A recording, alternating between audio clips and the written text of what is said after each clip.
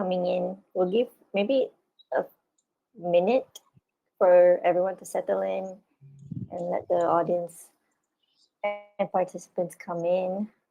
But yes, hi Fennie, nice to see you. Hi, Nana. Good to see you. Okay, Yeah. okay, we're about Wow. getting more and more people in. Welcome. Thank you so much. Good morning. Good morning. Yes. Hi. Thank you so much for your wishes and your participation. It's a great thing to see so that we know that this is going to be a really fun one where we want to encourage everyone to be as participative as possible. Good morning. Good Good morning on a morning. Thursday. Good, happy Thursday. All Yeah, right. and those who are still celebrating Chinese New Year, Happy Chinese New Year. Gong xi fa cai. Happy Chinese New Year. Yes. Yeah. Okay. All right. Maybe we can get started. So, good morning and welcome everyone to our webinar today, which is the topic building a resilient mindset in the workplace. So, it's we're going to talk about what resilience is and how that actually looks like in the workplace.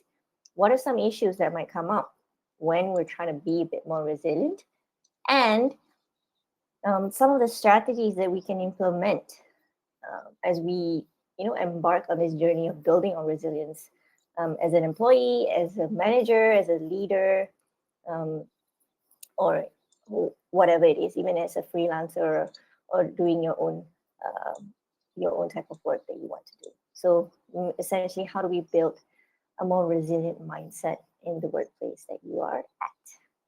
So as a way to, before we introduce ourselves, just a little bit of housekeeping information. In any case you have any sort of technical difficulties, you can reach out to us in the chat at you can just add Naluri events and they'll be there to assist you. So we have a team in the back of us in the limelight. So yeah, you can just reach out to them if you have any sort of difficulties regarding if you can't hear something, or if the audio or the visual is disrupted or just not working, right? Okay, and stay tuned till the end because we will share a lot about our resources and our support on how to further boost your resilience as well. And throughout the session, you can do what you did. If you have any questions, feel free to share them. You don't have to wait till the end. We want to make this as a casual conversation as much as we can.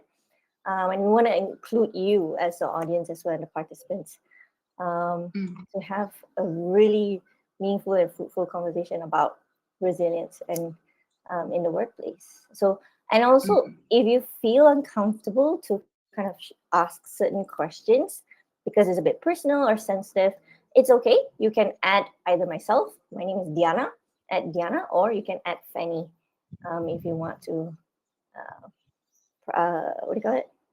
Personal message us, and we will also answer your questions privately. Okay? All right. So, as a way to introduce ourselves, hi everyone. I'm going to introduce myself. My name is Diana, or my full name is actually Sharifah Diana binti Abdul Halim. So, you can call me Diana. By practice, I'm a clinical psychologist. What that means is actually I do a lot of one-to-one therapy work as well as psychological assessments and diagnosis if required. But particularly my work scope in Naluri is a lot on just doing a lot of one-to-one therapy. And what the issues are, it's actually a wide range. It could be from workplace burnout, it could be from interpersonal conflict, it could be on emotional regulation, it could be on like self-development, it could be on childhood trauma. So but all of that actually does tie back to building. Essentially, we want to build our resilience when we are trying to grow and heal in certain areas of our lives. But yeah, that's a little bit about myself. I've been in Naluri for about almost 5 years now, and um, yeah, mainly my kind of work is working with adults. Um, yeah, I will stop there, but maybe I want to introduce or invite Fanny to introduce herself. Hi, my name is Fennie. If you can't remember my full name, just remember the Fan. Then you can call me Fan as well. All right. Yeah. So by profession, I'm actually a professional coach, and in fact, my background is from a recruitment. So it's a headhunter turned career coach. I focus a lot Mm. on career coaching, especially after COVID. I've done a lot of career transition for people who have been laid off by the company due to reorg exercises. So definitely, I'm quite close to this topic, about resilience because I've seen a lot of people having not just about trauma in life, but also having some issues at workplace. Especially, I'm also part of Naluri's career coach here since 2022. So I have actually been having a conversations with a lot of executives working in the company facing different kind of issues. So I find resilience is a good topic and it applies to anyone. Even since young as a baby, we already have developed resilience without us knowing. We will talk more about that as we have this conversation. And you're welcome to share any thoughts and also questions, during this conversation with Diana, my partner. So I'm happy to continue to have a great session with all of you. Thanks for joining us. Mm. Yes, thank you so much for the introduction, Fanny. And I resonate with you. I definitely agree that uh, we have resilience in us. But I guess that's maybe we can segue to our conversation today, right? About what Mm, resilience is and how that actually looks like. But before we get to that, let's ask the audience what made them mm, actually come for this topic. Like, what are they looking for when they saw the title "Building a Resilient Mindset in the Workplace"? Like, what are they seeking? So I want to ask you guys, please write it in the chat. What are you looking for? What made you click to attend to this webinar? We want to know. Um, yeah, we want to know. I'm going to give you guys maybe like a minute or so. And yes, keep on coming. Good morning. Thank you. We just went through the introductions. Mm, yeah. So when you look at this word resilience, what can you think of? What can you relate to? yes, great question. Great way to reword that. We There's some better people start. start. Okay. What is Yeah, an example of resilient mindset? Wow. gain knowledge, how to handle Mhm. emotions in workplace. Oh, that's a good one. Yeah, gain knowledge. Yeah, how to handle emotion. Yeah, okay. Interested in learning how to bounce back. Yes, you're right. Bounce back fast from workplace stress. Strong mindset. Hmm. Stubborn head.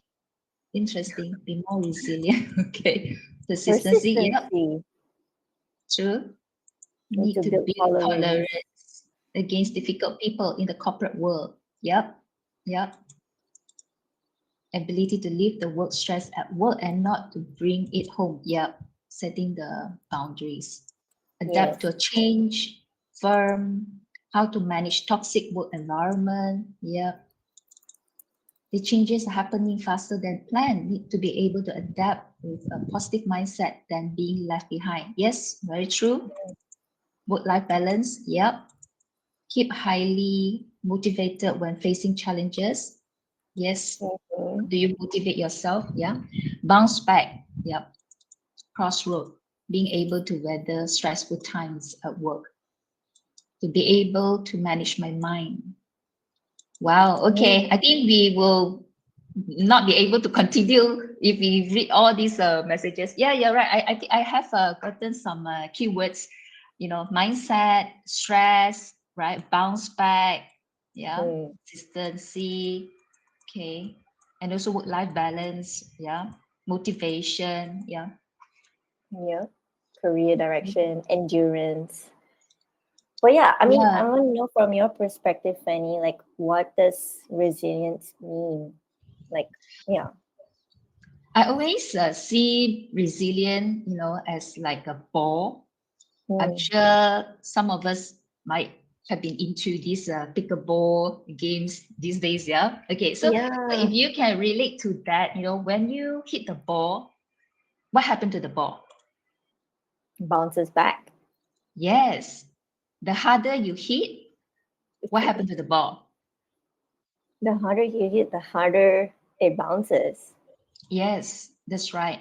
So I see resilience is the ability to bounce back. So Mm. the question is, as I said just now, even when we were a baby, we already have this resilience in us without us realizing. So if you Mm. remember when we were a baby and how we learn to crawl, or maybe before crawling, turn our Yeah. position, right? How we turn our back, how we start crawling, how we start standing up, and then Yep. walking, then running, right? Yep. So all these would need a lot of resilience in us for us to face the changes without us realizing, right? And Mm. it's a phase of life that we need to go through. Sometimes we don't know we need to go through these changes, but we just follow the flow. So to me, resilience is something that we have it, but just that how do we practice it? How do we exercise it? Because when we are in the comfort zone, we may not realize that we need to exercise resilience or we need to build Mm. resilient mindset, right? So when things happen, then only we realize that, okay, how can I overcome that? So do I see this as a problem or do I see this as an opportunity for me to grow or learn? I hear you. It's a lot Yeah. about the mindset, right? About in those moments. I think the thing about when you said about the baby, right? It just made me think about the amount of times that the baby falls down, right? Mm, And and that is the part about resilience, that we do actually have it in us, that we don't stay on the floor, or we eventually get up, we eventually sit up, or eventually stand up again, right? And that's exactly what resilience is like, in at least in that context. So, and when we take it as, as an adult now, it looks mm, different, but it's essentially the same thing, which is the ability to bounce back from setbacks, from any sort of changes that might happen that you might not, or difficulties, or even struggles, you know and yeah, exactly, which is essentially to be able to,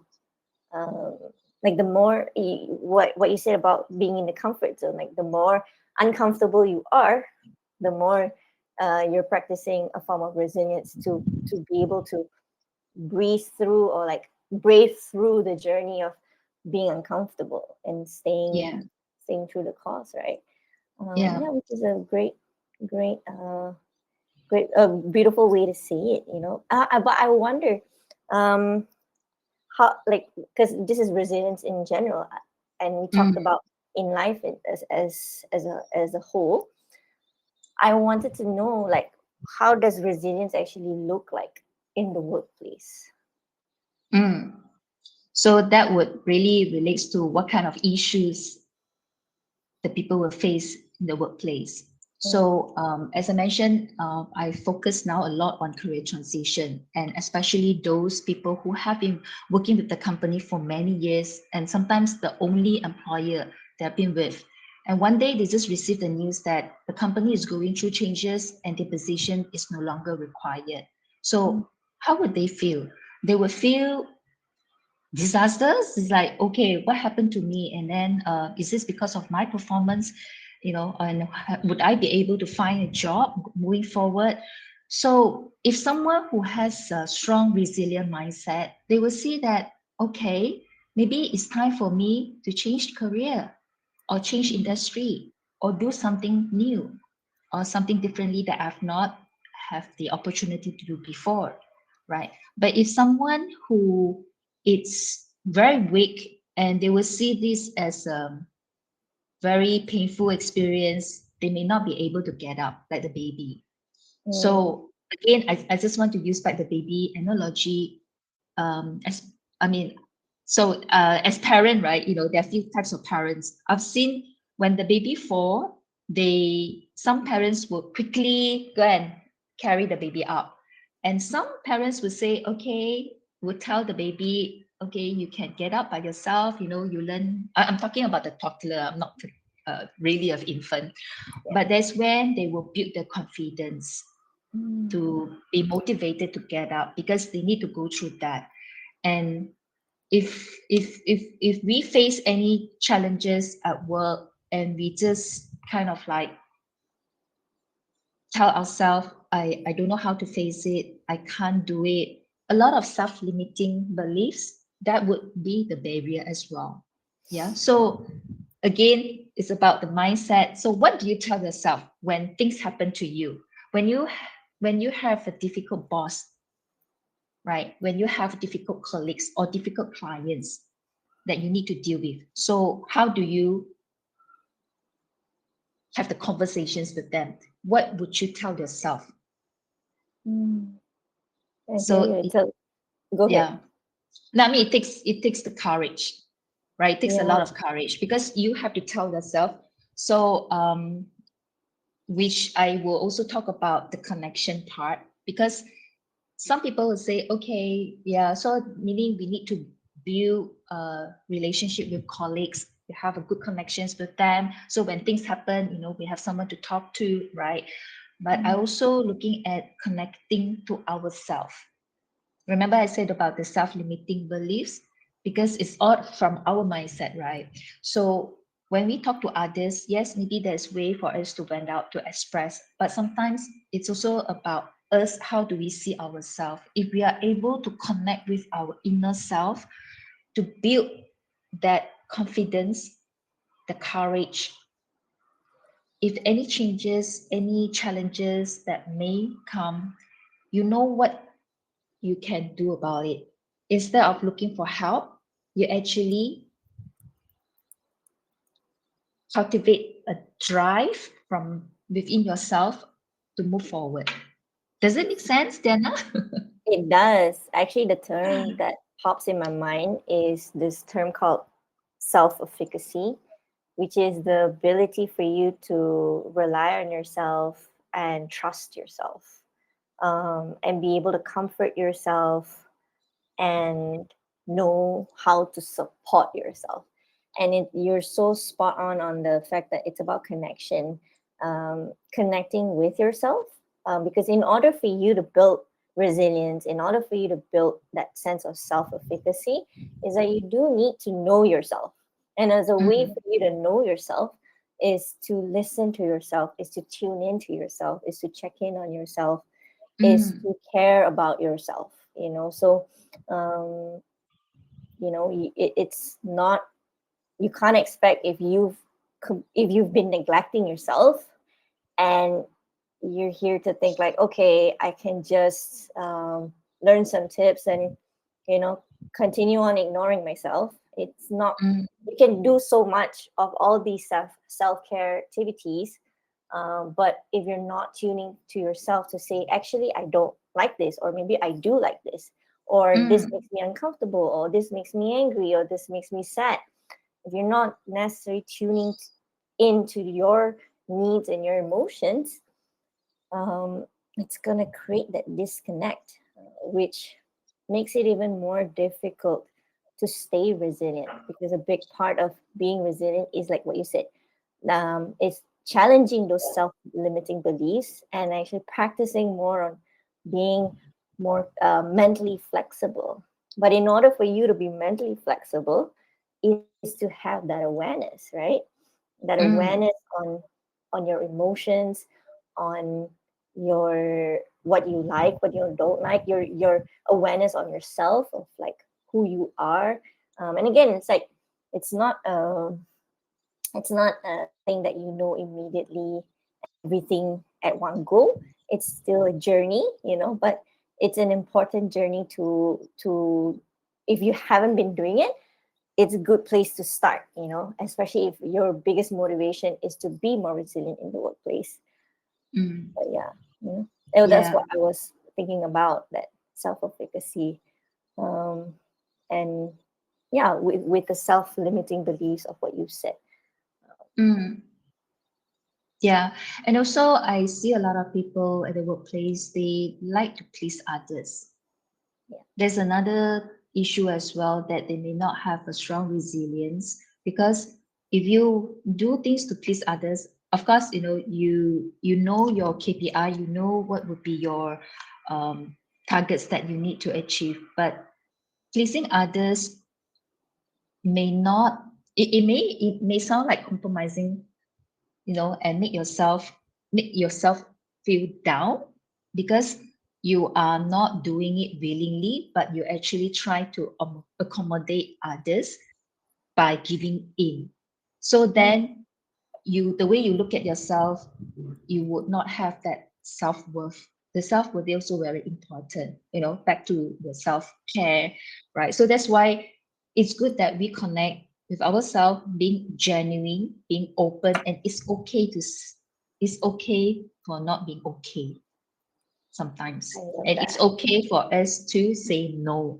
It's okay for us to draw boundary, right? Yeah. So some comments just now, how can we just stay focused at work? When we go home, it will be not about work, right? So start from ourselves first.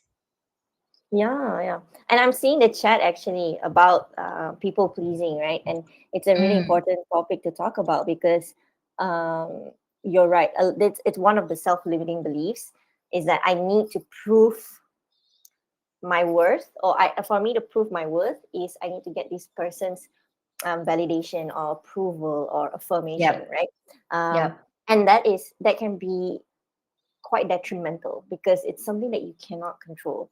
You can't go to your boss and put your hand in like a puppet and say, "You did a good job, Diana." You can't do that, And sometimes, in some cases, you might be in a situation where you're maybe in conflict, or you're not necessarily best friends with your manager. But what does Mm, that mean? Do you constantly mm, skip jobs um, just because uh, you're not in a great relationship with your boss or your superior? It really mm, depends if you have the mm, resources too. But some people don't. Some people's like, I mm, really need this job, and it's a mm, privilege for me to jump, so I need to endure. I need to stay here. And but also, I think a big part of it is I wanted to highlight is that it's completely understandable and expected to want mm, your manager's approval, right? mm, I think this is completely natural for us as human beings, and it's also one of the motivations as well. Like, oh, we feel good when we feel like we are helping or contributing, right? mm, And especially when we are being acknowledged or it's being recognized, by mm. someone of authority, right? Yeah. And that's completely natural. But also want to say it's important to balance that.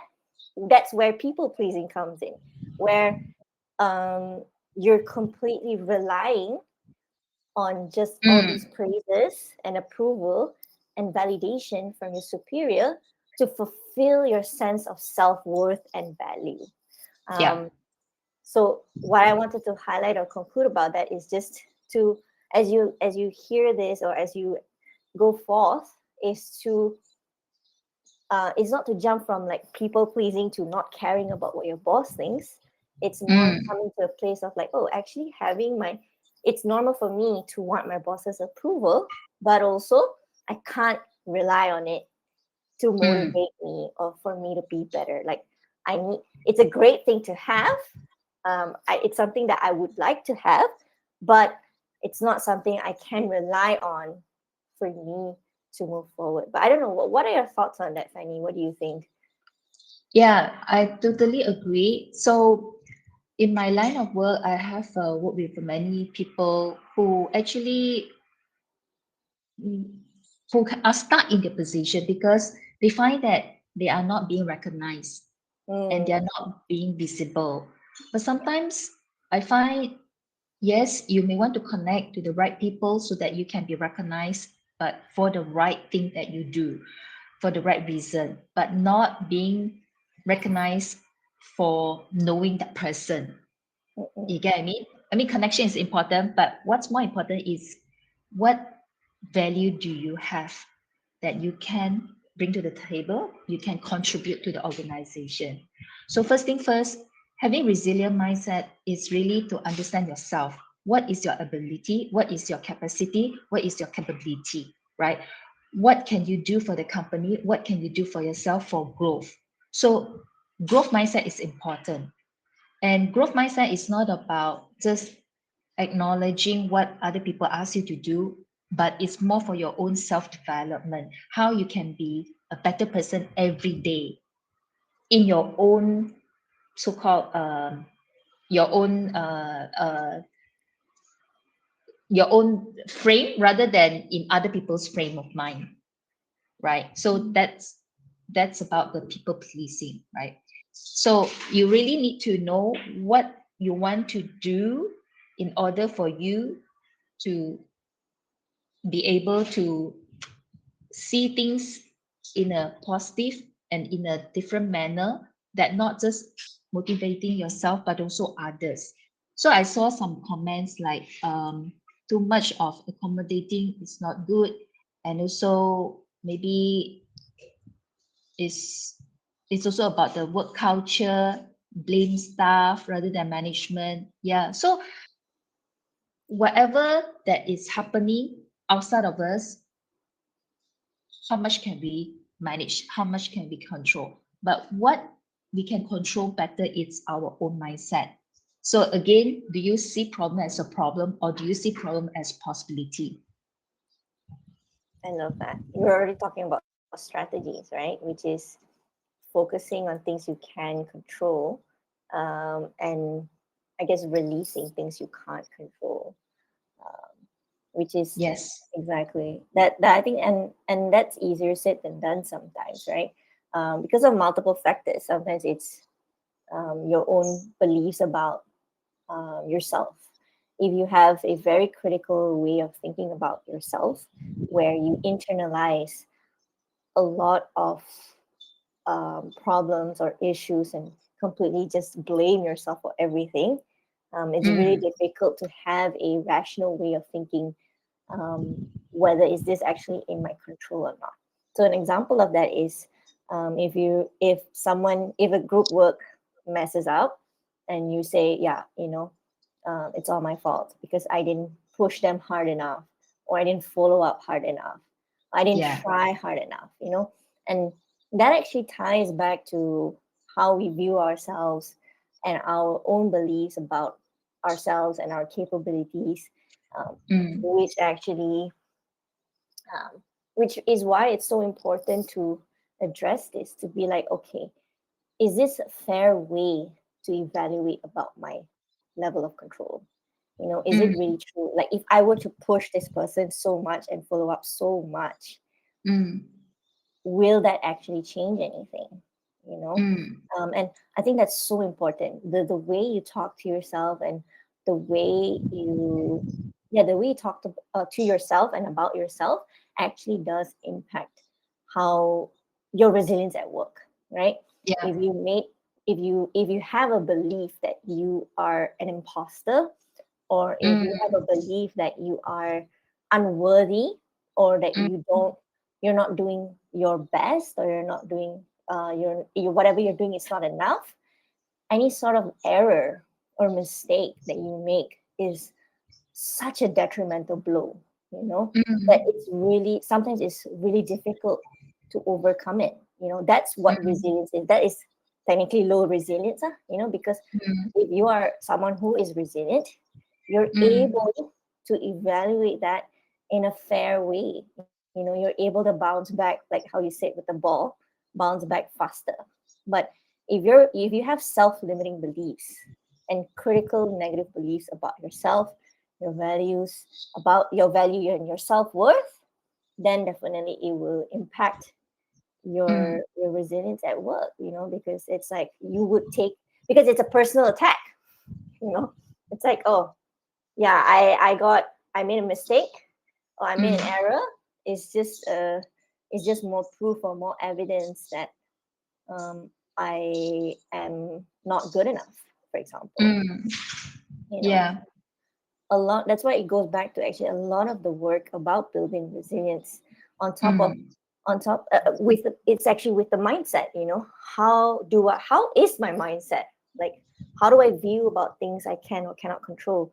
Do I internalize everything that is and say that it's my fault and blame myself, or do I have a rational way of evaluating the situation and taking blame as uh, when it's appropriate, for example, like instead of completely 100% my fault, there are also some elements that are out of my control.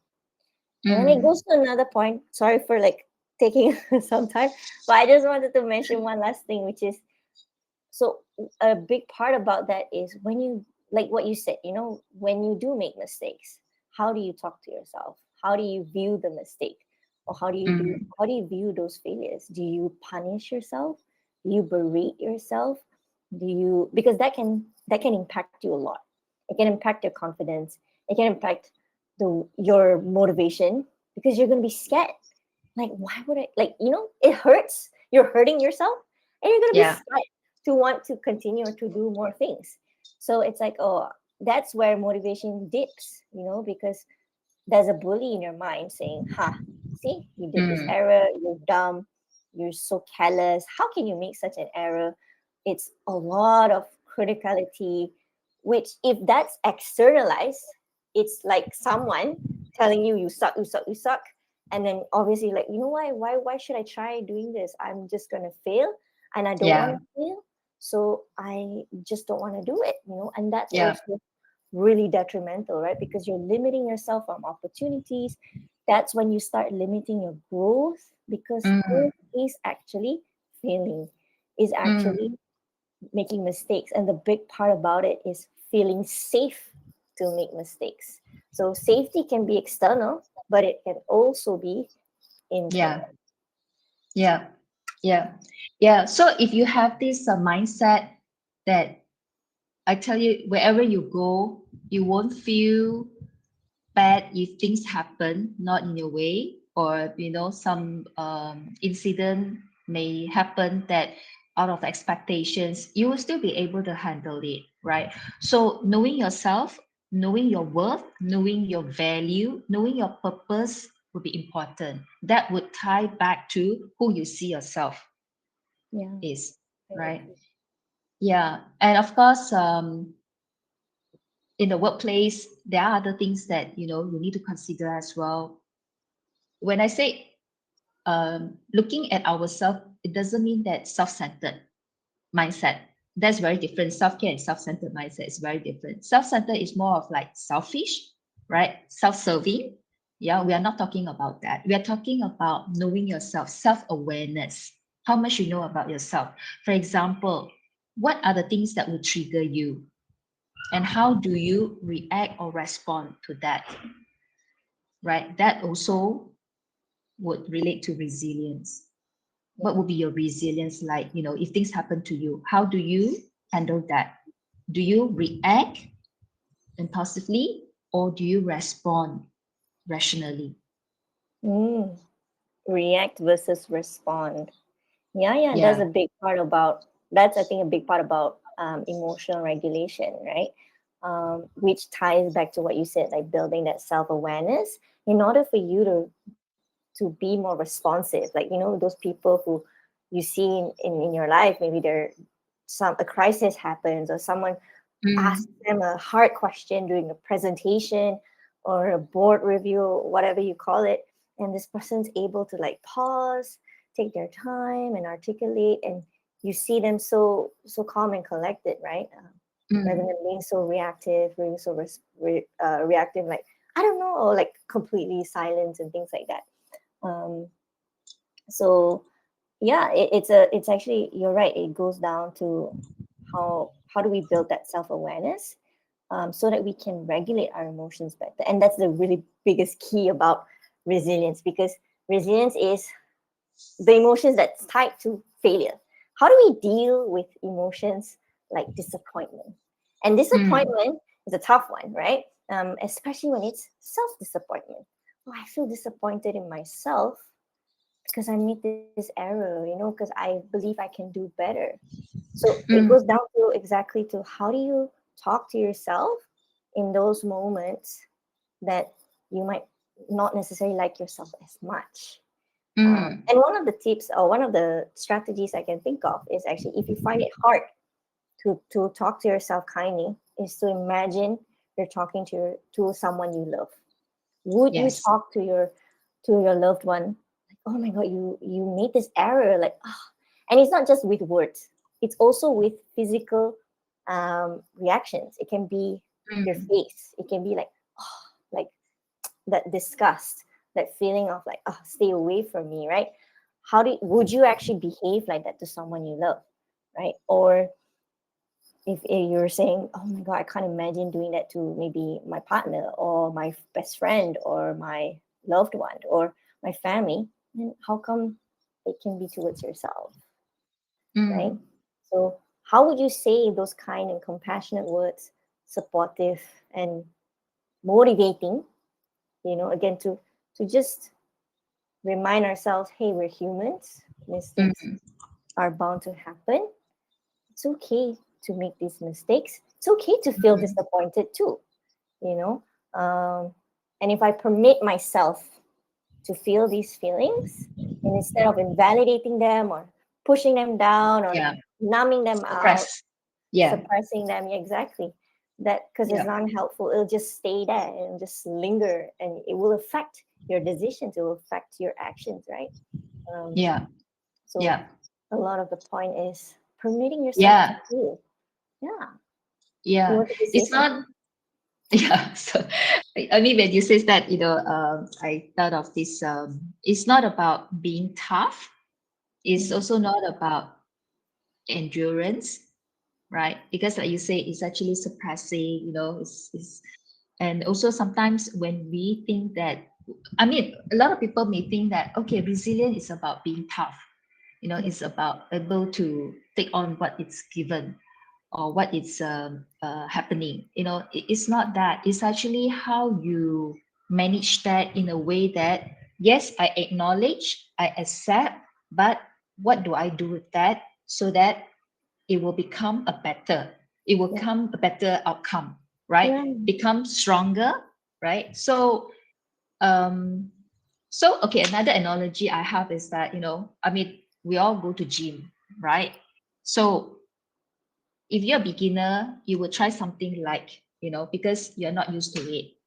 But the more you do, you know that your muscle is actually become fitter, better, right? Because that's where you build your muscle strength, right? So if I mean, we wouldn't know whether we are resilient or not until something happened to us. Then we True. can tell whether we are resilient to face that, and how do we go about it. So it's very different from being tough, because being tough is just okay. It's just kind of like an emotion that you want to let yourself or maybe others to know that you can handle that. But deeper inside, you're still struggling, you're still not sure how to go about it. Yeah, you are. Oh my gosh, thank you for highlighting that because I think there's a lot. That's a common thing that we do, and another way that we cope with our emotions is that we mask. We present ourselves as positive, as happy, as like, all these. I can do this. I'm friendly. I'm awesome, for example. But deep inside, it's an incongruence. It's a dissonance. It's like, oh, Mm, I actually feel mm, so bad about myself, for example. Because but one of the things we the society has learned to cope with emotions is either to suppress it and then mm, to be like, okay, I don't want people to know. I don't know who are safe people that I can actually be myself. And then that's also another thing that to talk about, right? Is that um, is the workplace actually a safe place to be that kind of emotional, honest, or mm, genuine about it, right? So that's something to consider, like how do we actually manage the emotional turbulences that we feel, and at the mm, same time we want to honor these feelings genuinely, but then at the mm, same time we also want to kind of, I guess, adhere to some of the whether it's appropriate or not, at least within the workplace culture. Like some people or some workplaces are, it's not so welcome to be as emotionally honest or genuine, to be like, oh, I came to work today, have a sour face, don't talk to me.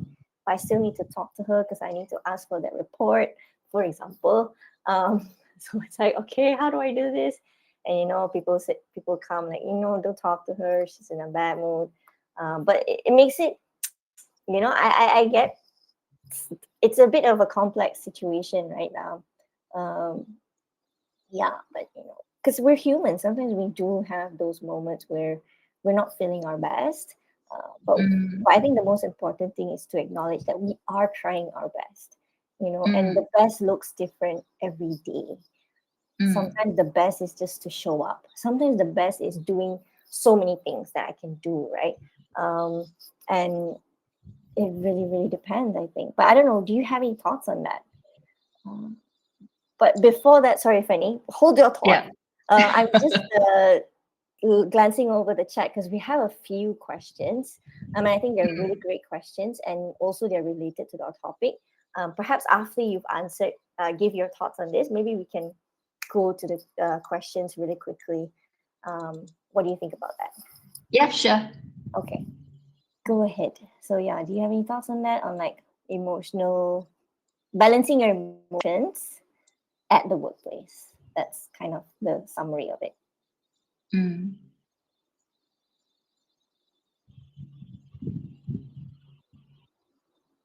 Are we looking at the questions? Which one? Oh no, no. Actually, this is my. I just wanted to ask your feedback first. We are not going to the Q&A yet. Okay. I saw Simon's question. How do you know when it's a good time to open or close your mask? Okay. So, all Yeah, right. So, yeah. Okay.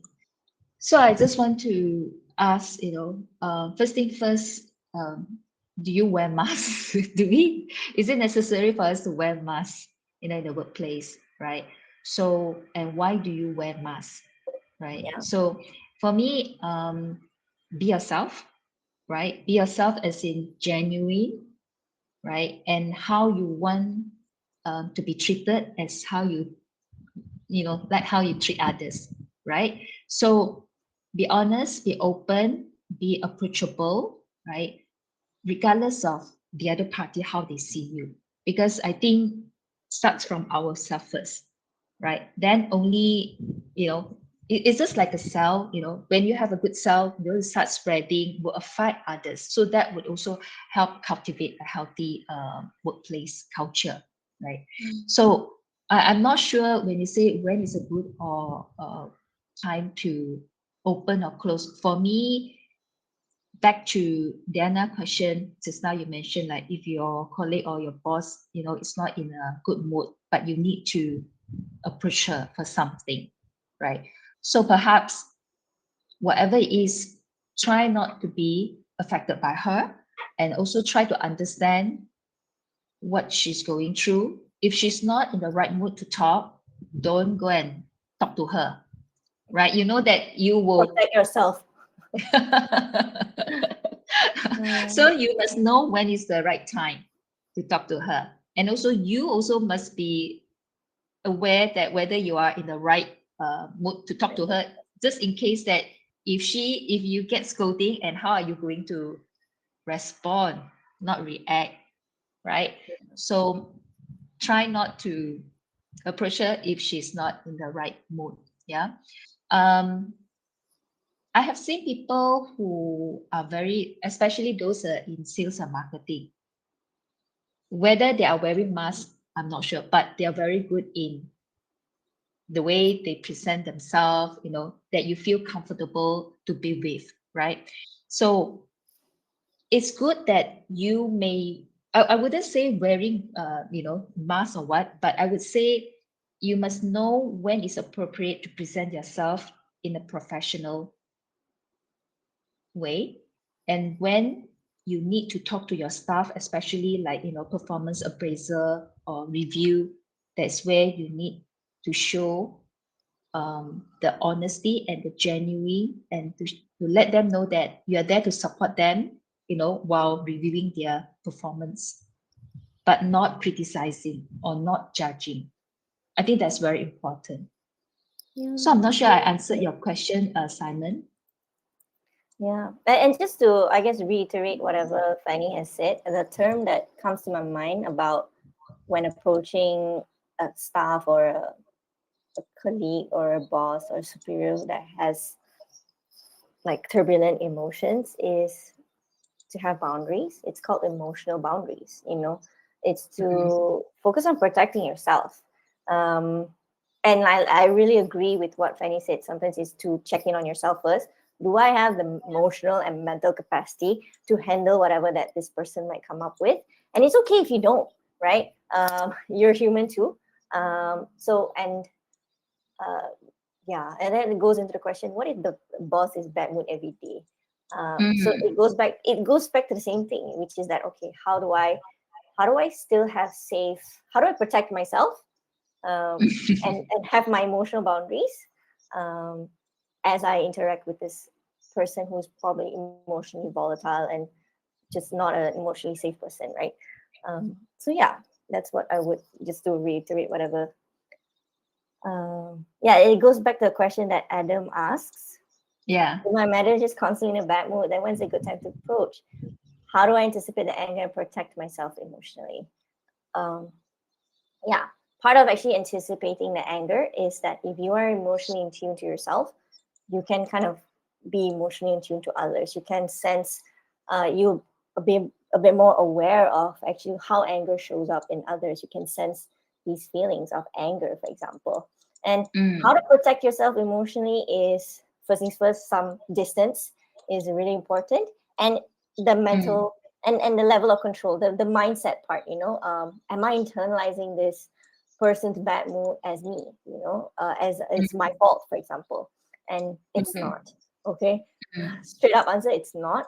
So that's the kind of thing that you might need to focus on. Like, what are some of the mindsets I can tell myself to protect myself, that I don't internalize these mm, actions or behaviors as a personal attack to me. Um, and I can understand sometimes they might say really hurtful things, or the anger might spill over. um, it's even more imperative to protect yourself, either, like I said, to minimize contact as necessary as possible, and to surround yourself with people that you feel safe and supported by. So, for example, mm, after I'm gonna see my boss, and then you're like, after that, I'm gonna go see my friend or my colleague that's a safe person, so that you mm, feel that you have your TNC, tender love and care, TLC afterwards. mm. Um, so that's important to, like I said, protect yourself, and yeah, because you can't control these things. That's one of the things you have to remember very, very vividly, is that you cannot control your bosses or your managers' mood all the time. But yeah. Mm. Yeah. Yeah, it's not about fighting or attacking them back, when there's an opportunity as well. So Yeah. it's really about the strategy, how you actually I would say how you actually win over their hearts, when they know that when they are not in the right mood to talk about things, you give them the space. All of us will need the space, right? So if you are able to respect them, I'm sure they will understand, they will do the same to you as well. So I'm not just talking about your relationship with your boss, but with others, right? So Mhm. as I say, we have to cultivate that first. Mm. Then when people see that, which actually is more positive and conducive working culture, then definitely they will follow as well. But we Yeah. have to start first. Yeah. Thank you, Fanny, for that. Looking at the questions, there's two questions that are kind of similar, and it's about the theme of doing enough.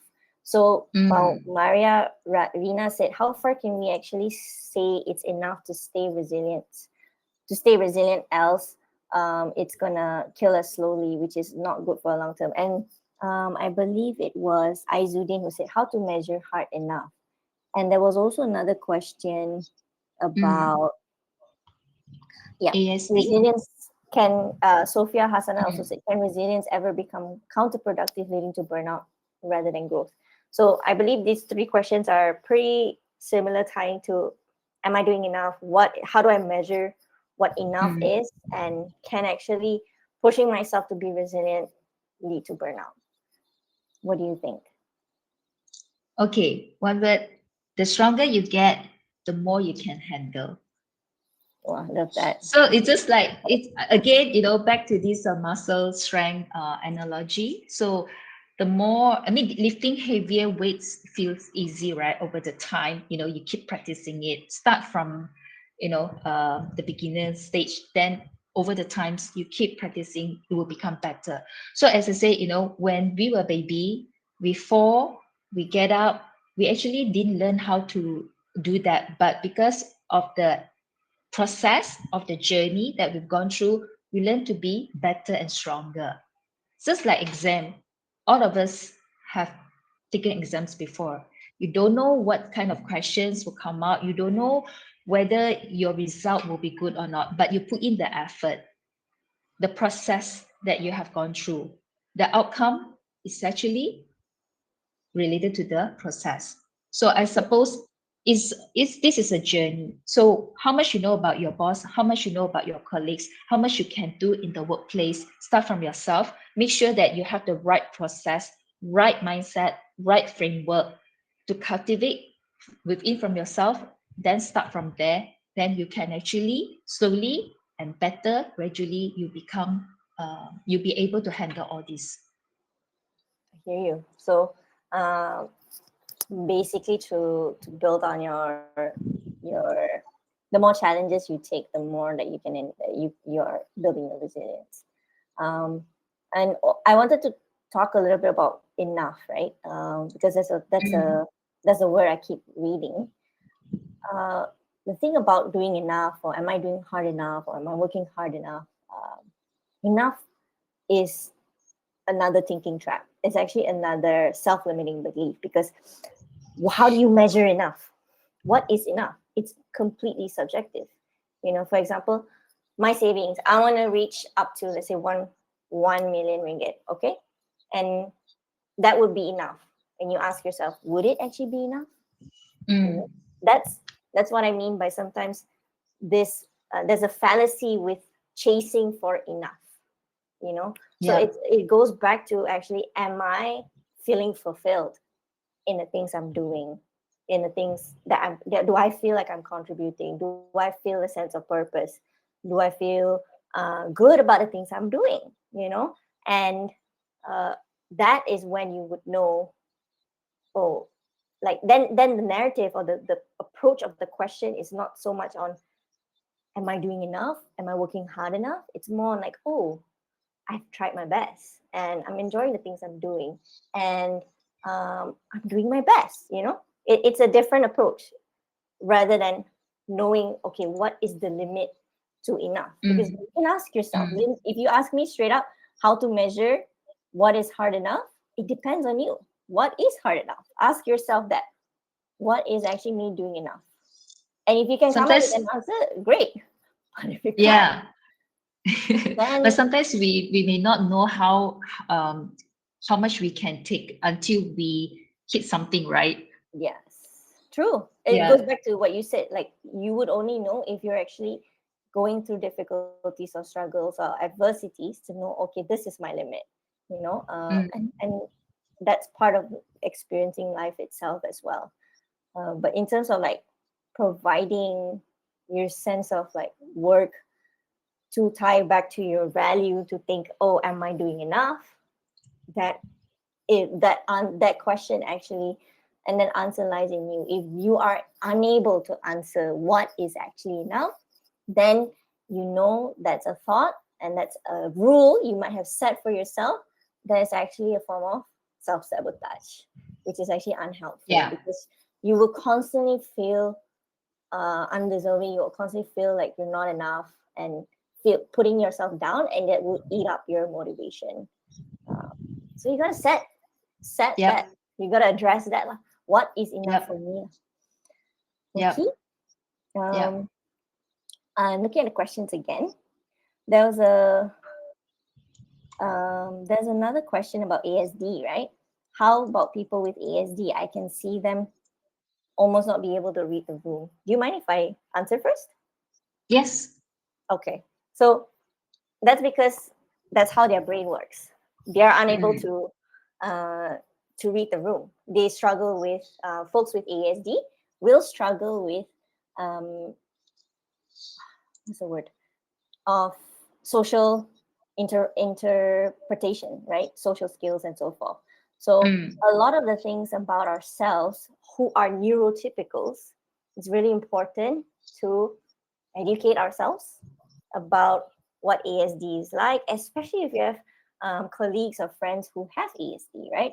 How their brain works and understand their struggles, and that it's not vindictive. It's not coming from a place of them trying to cause trouble and so forth. That is that they just need support, and perhaps you can be a form of support. If you notice they're not reading the room, maybe you can help them out and narrate that for them. I'm seeing that you can't read the room. People are pretty upset right now. Oh, okay. How do you know? Then you can break it down. Oh, because this person's they are looking down or they're completely quiet, for example. So mm, these are some of the cues that they can learn, and it really has to be like that, depending on the mm, severity and so forth. So part of being more inclusive and affirmative as a workplace, as an individual to neurodivergence, is to learn to try to educate yourself and to treat them with kindness, with empathy, that they are genuinely struggling and it's not them deliberately wanting to, cause trouble or so forth. But yes, that's why I would answer the question for that. Thank you for. yeah, I agree. Yeah. Okay. It's how we can support them rather than we see them, different from others, Oh, right? Yeah. Okay, so I also read Adam's comments. I'm not saying that just to give the emotional space for the manager to cool down.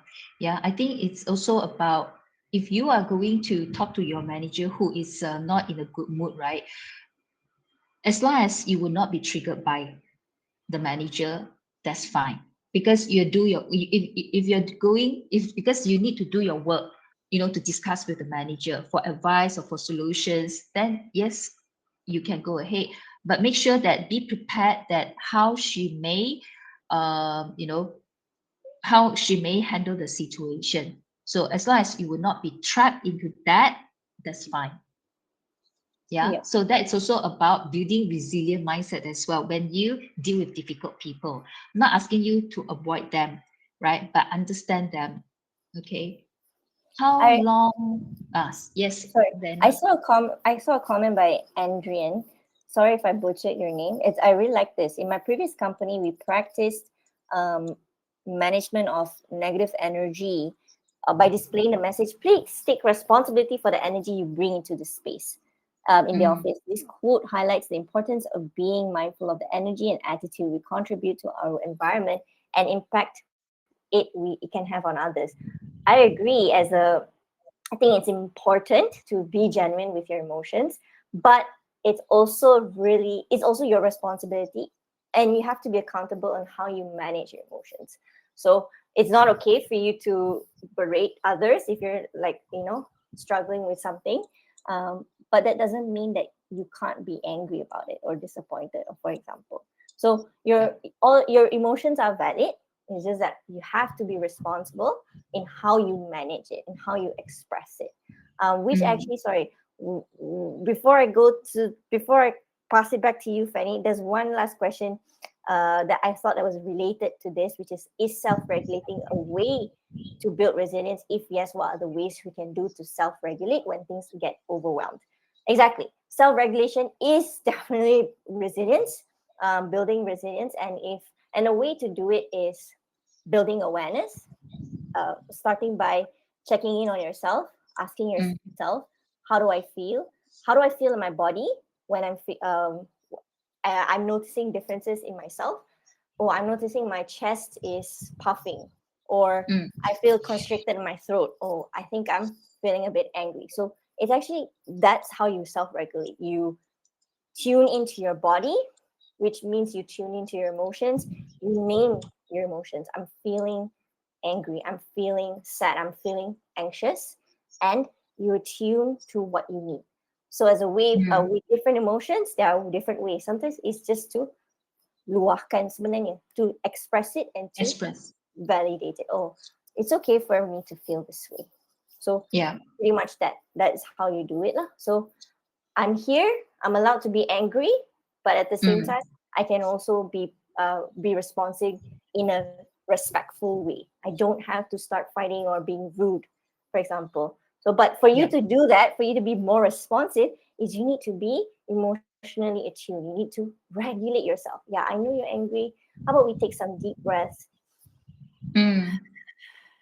Okay, and that's another skill as well, to kind of bring um, your fight or flight mode back down to relax mode, is to do Yeah. deep breaths, is to ground yourself again, to remind yourself, okay, I'm here, I'm seeing my bottle, I'm seeing things around me, I can name these things. And Mm. if you need to take a break, if you need to take a pause, if you need to have your own space, it's okay. Communicate that. I need to take a moment. I need to take some deep breaths by myself. Go ahead. You know, so much better than starting to yell and Yeah. start to school. So yeah, that's actually to tie back together, like, what self-regulation looks like. And um, the first question, which was no, the first statement was about emotional accountability. Mm. But yes, Yeah. sorry, Fanny, you wanted to. No, just to add what you said, I think mindfulness is also important. Mindful Yep. breathing also helps. Yeah. One question: how long can we give space to others? Yeah.